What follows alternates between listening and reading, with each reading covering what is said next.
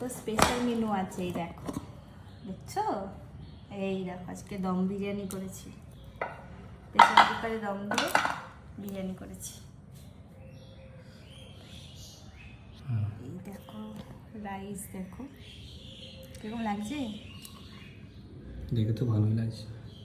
ছোটো ছোটো রাইস। এবার বন্ধুদের কেমন লাগবে সেটা জানা যাক। বন্ধুরা তো কমেন্ট করে বলেই দেবে কিরকম হয়েছে আজকে রাইসটা। চিকেন দিয়ে এবার এই যে চলে আসলো লেগ পিস, তারপরে চলে যাবে স্যালাড,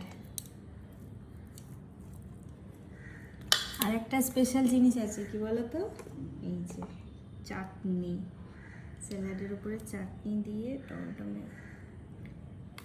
ধনে পাতার চাটনি। নাও খেয়ে নাও।